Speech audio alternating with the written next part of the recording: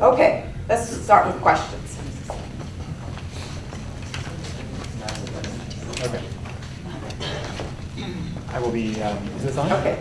By the way, we have a couple experts here with us. Dr. Lipton is here from San Mateo County Health Hospital, who will speak on issues relative to guns and from a healthcare perspective. And Professor Donahue from Stanford, who's an expert on constitutional laws relative to guns. Okay. Okay. Is this on? No. No? Okay. Okay. It's on. It's on now. Try it now. There. Okay. So I'm going to be combining a few of the questions that are similar. What do I do if I'm concerned about my status in the United States and keeping my family together? I think before the year is up that you will be guaranteed the opportunity to stay in the United States.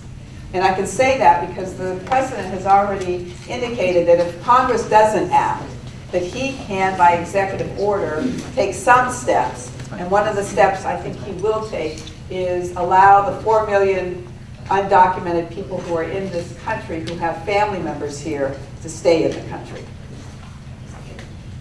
Gun violence is often related to mental illness that's untreated. Treatment is often too expensive and there's no follow-up. What can be done about helping mentally ill receive the treatment they need? Okay, let's talk about that issue a little bit. Maybe, Doctor, would you like to at some point say something about it from a mental illness? Let me just start it off and then I'll hand it off to you.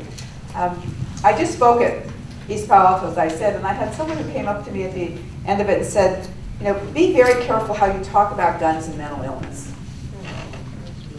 And in fairness, most of the crimes and gun deaths that occur because people who are felonious in nature are taking action. We have had a number of mass murders recently where it appears that Jared Loughner, James Holmes, Adam Lanza were persons with mental issues. Now, I can't tell you that they would necessarily have been defined as mentally defective. So that's a whole nother issue. But there's no question that kids between the ages of kindergarten through 3rd grade can be identified who have emotional issues and should gain support. And we've got to find a way of getting more support for these kids at that age so that they can grow up and succeed. Dr. Liston, would you like to say something? Thank you so much. So again, I'm the medical director at the emergency department at San Mateo Medical Center. It's actually the position that her past husband had when he was killed. So, and I just want to go on the record saying I'm a strong supporter of the Second Amendment. I enjoy shooting guns, although I don't hunt. I have friends and family who do. But I have also seen firsthand the sort of human toll related to gun violence. I trained out at Cook County Hospital in Chicago, and it was sadly just a daily occurrence. And the amount of human loss and human suffering, not to mention the extreme cost to society financially to help care for those who are victims of violence. And then in terms of the mental health aspect, I think that one of the things as we move forward, it's going to be really just critical to not only identify, but then find a way to be able to share responsibly this information so that when background checks are done, that information is available, and that those who need help can get access to it, and that those who shouldn't have access to guns just shouldn't have access. Thank you.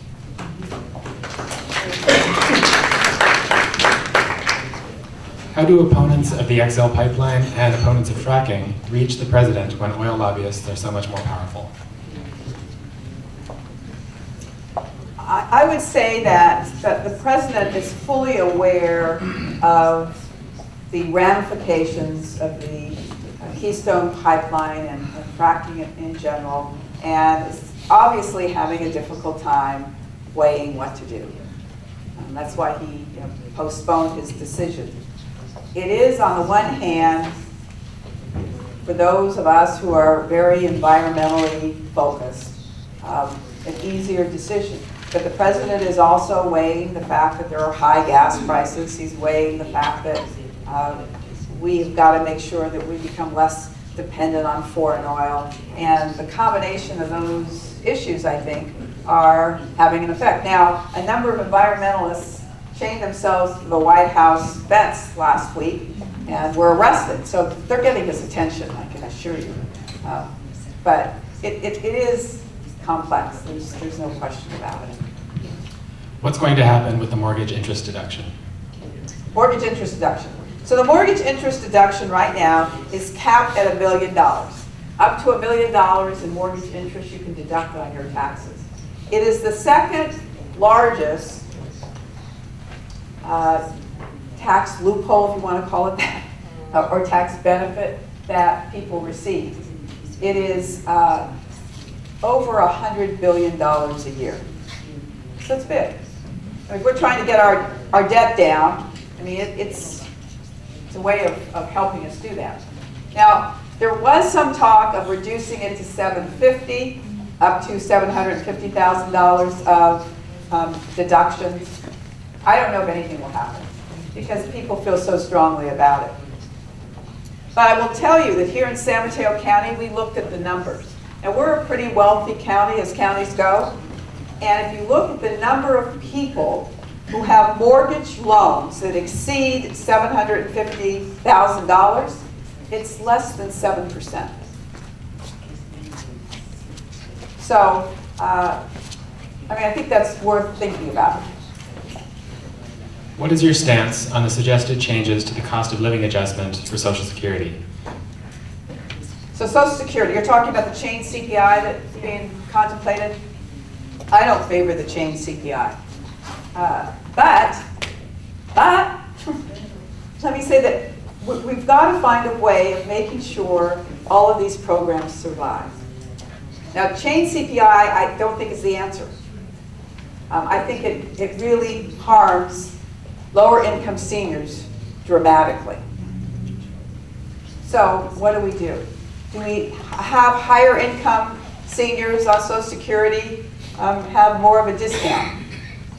Maybe that's something we have to think about. How about having the Social Security tax on all income? Yeah. And So also one on of the wealth? Yes. one of the simple ways of fixing Social Security, Yeah. not Medicare, but Social Security, is to lift the cap. Because right now the cap is $108,000. If you make over $108,000, the money you make over $108,000 is not taxed. The ironic part is that for Medicare, it still is taxed. Now the difference is for Social Security, it is a match of about 6.5% for the employer and 6.5% for the employee. On Medicare, it's a much smaller percentage. It's 1.6 per side. So we could easily fix it that way. I came to Congress and I was scratching my head thinking, why don't we just lift the cap? Yes. I think the reason why we don't lift the cap is because businesses don't want to pay another 6.5% in Social Security taxes. And so that's why we've been reluctant to do it. But if we did lift it, it would take us to 2075 in terms of liquidity of the Social Security system. We're going to do open mic in a few minutes. Let's just see if we can get through some of these questions. I'm concerned about the national debt. How do we fix it starting right away? Okay, well, I spent a few minutes talking about that. Have a bake sale, yeah, the big bake sale. I think I've already answered that. If you have a follow-up question you want to just ask me from the audience about that? Yeah, we're doing it. Okay, next question. What is Congress doing to support new businesses and women entrepreneurs? What are we doing to support new businesses and entrepreneurs? We talk a great line in Congress. We don't necessarily act on it as much as we should. There's one thing I'm doing in conjunction with a colleague who's a Republican, show you how bipartisan we can be. We just had a press conference this week because we introduced the bills, and we had 3 Republican members from the Senate and 3 Democratic members from the Senate and 3 Republicans from the House. House and 3 Democratic members from the House, and we introduced a bill giving states the authority to require internet retailers to collect the sales tax at point of purchase. Now, let me test you. How many of you buy things on Amazon? And I know that every one of you, before September 1st of last year, every one of you on your franchise tax return, where it said personal use tax, you declared the sales tax that you hadn't been charged, right? I know. You were part of the 1% that does. You made it a little smaller, you're honest. Okay, so let's talk about what that means to small businesses. Small businesses have become showrooms for internet retailers. People go into the small business, they ask all the questions, they fiddle with the camera, they do everything. Then they take their smartphone. Amazon has an app, there's like 3 or 4 apps. You just scan the barcode, and then it tells you how much they'll sell it for you. Sell it to you for. So if we're really going to be fair about this is really about fairness. And it's about government not picking winners and losers, because right now we're picking internet retailers as the winners and the small businesses as the losers. And oh, by the way, for every job an internet retailer creates, there are 4 jobs created by small business. For every $100 you spend on a product that you purchase locally, $70 stays in the community if it's a small business. $40 stays in the community if it's a big box store. How much stays in the community when you buy out on the internet? None. So, this bill, I'm pretty hopeful is going to pass this year. In California, just California, it's expected to generate $2 billion more in revenue to the state. How much of that money is going to go to schools? $800 million. And it's benefiting small businesses and women-owned businesses, because they're the fastest number of small businesses. But here's the real kicker. Amazon started collecting sales tax in California in September. 2 things happened. Best Buy, which is really having a hard time making it right now, saw its sales jump up after Amazon started collecting sales tax. Second thing that happened, Amazon had estimated what it was going to end up collecting in sales tax for the state for the year. It came 1 month into it, it had already collected up to 2/3 of what it thought it would collect the entire year. And that didn't even include the holidays. So there's a whole lot more money than the $2 billion that has been circumvented. And it's not just the schools, it's the police, it's the fire, it's the infrastructures in our communities, because they all benefit from the sales tax. Okay, long answer, sorry. What do families do if parents were deported and had to leave their children on this side of the border? Will immigration reform help them? Yes, and I think I've answered it twice, so. Okay. What is your position on Glass-Steagall? My position on Glass-Steagall is that that should be the law of the land. Does everyone know what Glass-Steagall is? If you don't know, raise your hands. Okay, all right, Glass-Steagall. Remember the stock market crash? I know you all remember it, 1929, okay. So after the crash occurred in 1929, Franklin Delano Roosevelt said, we gotta fix this. We gotta do some reforms. And the Glass-Steagall Act was passed, which prevented banks and insurance companies and securities firms from being co-owned. Put up brick walls. And that worked. Worked for over 60 years. But in the late 90s, a lot of those same institutions started hounding Congress saying, oh, it's a financial marketplace that's global now. You're really impeding our ability to compete in the global marketplace. we really need to get rid of this old law. It's not necessary. So Glass-Steagall was repealed, and in its place was created Gramm-Leach-Bliley Act. These names, they were all members of Congress at the time, and you get these names. So the Gramm-Leach-Bliley Act was passed in 1999, signed into law by President Clinton. How many years did it take? 9. September 2008, it collapsed. Right. Now, it had a little help along the way. It wasn't just the Gramm-Leach-Bliley Act. It was also the prohibition to regulate derivatives. Yeah. We passed another law to do that. And you know who was one of our heroines there, who got shot down? Was Brooksley Born. Brooksley Born was a Stanford law student, first woman editor of the Law Review at Stanford. She goes to work for a firm in Washington, D.C. that deals with derivatives, and then Clinton appoints her to be the Commodities Future Trading Commission chair. And she starts looking at derivatives and thinks, oh my God, this is ridiculous. It's crazy. And then there's Alan Greenspan and Larry Summers and Rubin and Levitt, all of who look at her and say, you've got to be kidding. We're not going to regulate derivatives. And within short order, she had left as chair of the CFTC. And then we passed a law that prohibits us from regulating. Then there's an administrative regulation that passes that says that a securities advisor doesn't have to have a fiduciary duty to their clients because they're all sophisticated. And then another regulation that lifts the cap on leverage from 1 in 15 to 1, just lifts it completely. So when Lehman Brothers went down, when Bear Stearns went down, they were all leveraged to over 1 to 40.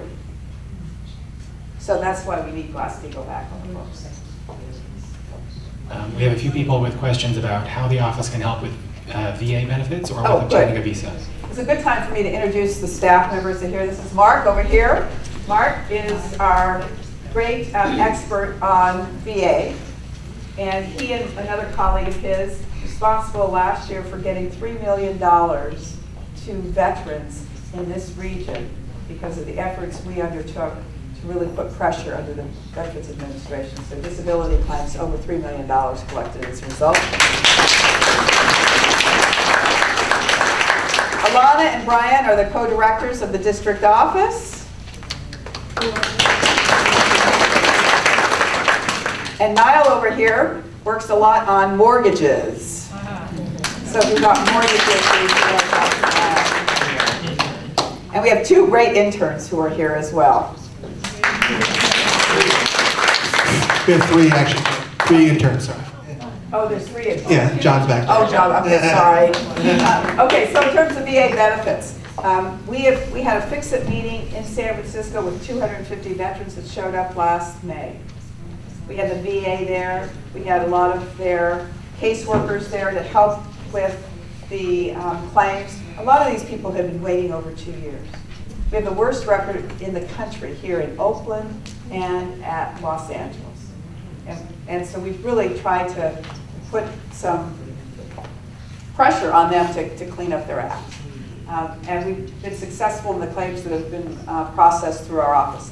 But having said that, we're having another fix-it meeting on April 19th, again in San Francisco at the War Memorial building. So if you know people that may have issues, they can certainly come to that, or they can call the office. And both Mark and Richard Steffen are there to assist in those VA claims. We had one veteran who was at the fix-it meeting who was in a wheelchair. He fought in the Battle of the Bulge in D-Day. He's 91 years old. This caregiver at one point stood up and said, you know, he's had his claim in for 2 years. It's supposed to be 150 days. The law says it's got to be done in 150 days. It's been 2 years, and now you're telling him he's got to go back to his doctors and reconfirm his level of disability. And I turned to the VA representatives and I said, you know, this is your fault. You're not going to put him through another assessment when you just sat on his rights and not process it in a timely fashion. 10 days later, this hero of World War II got a call from the VA. He was getting his 100% disability. He also got a retro benefit of $40,000. Very good. Okay. Open mic now? Well, one more. And then. Oh, one more and then There, open just mic. lastly, there was also a question about how the office can help with visa and immigration. Okay, Margaret, who isn't here today, who's bilingual, is able to handle immigration cases. And again, we are there to provide that service as well. If you ever want to come to Washington, D.C., we can help in getting you tours of the White House and the U.S. Capitol. I urge you, if you want White House tours, you need to do it 6 months in advance. Sometimes we can finagle our ways in for shorter periods of time, but ideally, 6 months is a way of guaranteeing that you can get tickets. Yes. Do you want to start doing Oh, yeah, we can start doing that. For Menlo? So there's two microphones, there's one over here and there's one over there. Yeah, just stand up in the line. And we'd like to have Menlo Park residents. Oh, let's start with Questions Menlo as much Park as possible. residents first. Menlo Park residents? No one from Menlo Park wants to ask a question? All right, Belmont. Belmont's new to the district too. If you want to line up either here or there, it might make it a little faster. Regarding firearms violence, can the president, by executive order, declare assault weapons to be destructive devices and they're therefore banned, and the government would buy them all back? Because currently there are 2 million AR-15s in circulation. 3 million. And an assault weapons ban would simply leave them in place. That's not optimal. They would have to be registered. Okay, but they're still in place. That's true. Is that If they were destructive devices, it would be classified like machine guns and hand grenades and things like that, and they would be confiscated. Well, here's the actual law, and then maybe Professor Donahue can respond to it as well. Thank you, by the way. There are about 140,000 machine guns in circulation in this country. They're prohibited from being purchased, manufactured, or purchased. But those that were in existence, are in existence, and are registered. They have to be legally registered. That's what would happen with assault weapons. But let's have you respond to the question of whether or not the president can do anything by executive order. Yeah, there are considerable difficulties that we're confronting in this area. As I was driving over to the town hall meeting today, I was listening to some congressional hearings that were being held where some of the Republican members were trying to even say things like the assault weapon ban in this limited fashion, much more limited than you suggested, was unconstitutional. So there's going to be a lot of tension in this, and there will be a Supreme Court decision. I have looked at this fairly carefully, and I think there's no question that what President Obama has suggested and what Congresswoman Speier has indicated she supported comports with the Second Amendment. And in terms of effectiveness, I think you're right. It would be a great step to remove those. And for example, when Australia had gone through a very wrenching mass murder in 1996 where 37 people were killed, they did ban the weapons and bought them all back. And they had experienced 16 mass shootings in the 13 years prior to the gun buyback program in Australia, and none since then. So it's something that is not on the agenda now, and I can tell you that the president is not going to do that because he's already pressed about as far as he can.